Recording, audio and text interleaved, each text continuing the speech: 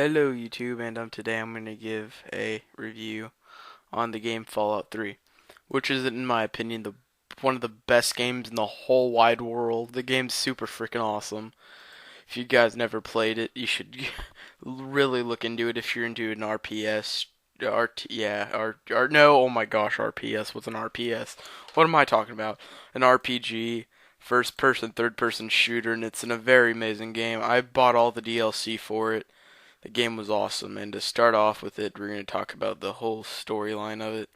Storyline is you were born you were born in the Vault 101, and you've been told your whole life that the outside world is a terrible place and scary, should never go out there.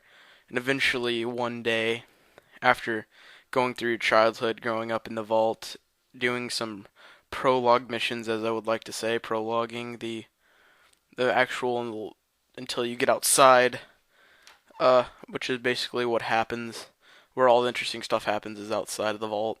Your father becomes like I don't know how I would say because I'm not really sure what happens to your father. I skipped through like all the cutscenes, not cutscenes. I skipped through all the conversations, and your father like did something bad to get kicked out, and eventually you leave the vault in searching for your father. And basically that's like the whole main story of why you leave the vault, the main part of why you leave the vault, and a bunch of other shenanigans happens after you leave the vault, and that's where DLC and all that comes into play. So talk about gameplay factors in it, like the leveling system. Leveling system is really good. It doesn't take forever to level up, but it doesn't take like a short amount of time. You can't do it in a matter of minutes. It takes like an hour depending on what you're doing. If you're gonna grind to freaking get, oh, excuse me, I think I'm getting the hiccups. Well, anyway, if you try to grind to get your level, you're gonna be freaking there for hours on end trying to level up. It's not meant to grind to level up. It's meant to do story missions and side missions. And oh my gosh, there's so much hours of gameplay packed into that game. On one of my saves, I paid over 500 something hours on it. The game is so much fun.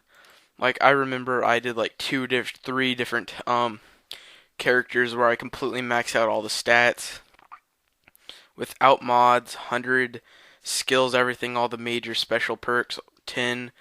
I got every single weapon. I went to the Wikipedia, I went through my whole inventory list in the game. I had every single weapon and item, armor piece, weapon, everything.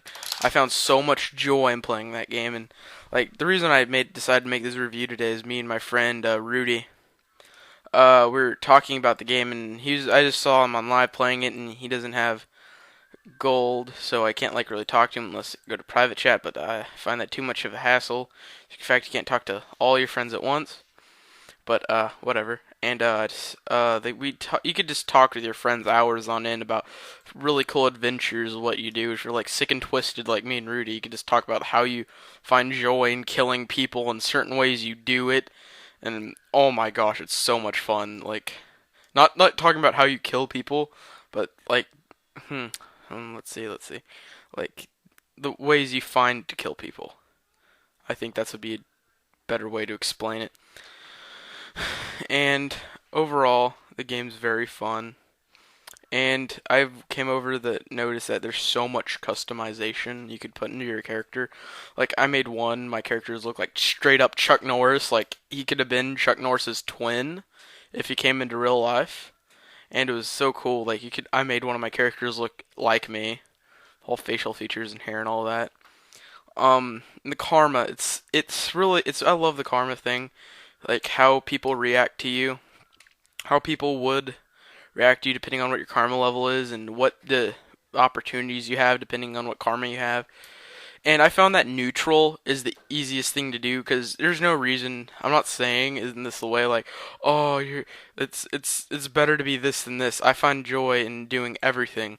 Like one gameplay, I have three different saves. One neutral because neutral is the naturalist thing to do, and good is you have to try to be good. You can't just be good. It's hard to do. And evil is fun to do. Okay, that's how you break it up. Hard. You have to try to do one. One comes naturally, and the other is freaking fun to do. Basically, well, the good. Well, as I said, you have to try to do it, and it also costs more money and time and effort into it. Neutral is basically just doing everything you need to do, plus stealing and partially being good when the time is given and it's easy and for your timeline, easy on your timeline. Being evil is so much fun. You get to kill people, you get to steal stuff whenever you want, you pillage, and you basically get to be a Viking in the sense of pillaging villages and destroying everything and being friends with drug dealers and dealing cocaine and all that fun stuff that you wish you could do in real life but won't do because it results in going to prison. So, and am I missing out on anything? Oh yeah, first person, third person. I find being playing first person more fun than playing third person. Third person is just way too hard to aim, and I don't like it. It gets difficult, in my opinion, on the game. On a scale of 1 to 10, it's a 9.5. For the solemn fact the game isn't perfect. I can't really point out anything bad about it, considering the only bad thing being that it's very addicting, depending on what kind of game player you are. For the type of game player who does not like leveling and likes to get everything given to you, oh well, tough luck, you'll hate the game, most likely. Like, I had a couple of friends that didn't like it, considering the fact that they didn't like the how time consuming it is to do certain things. And the whole, I wouldn't know what the meaning of prologue is. Well, yeah, I'm sounding stupid when I'm saying I don't know what prologue is, but I have no idea what prologue means.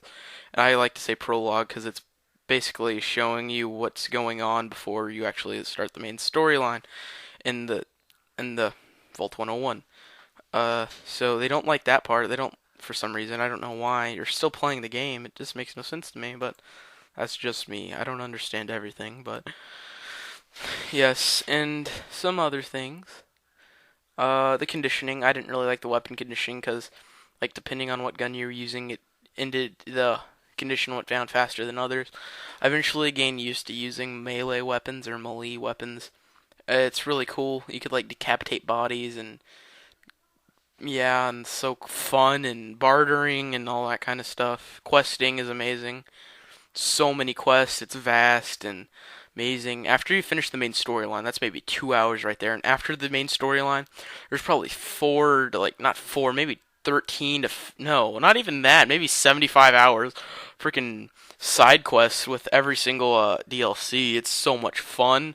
And yeah, I very enjoy the game, and I would suggest to buy it.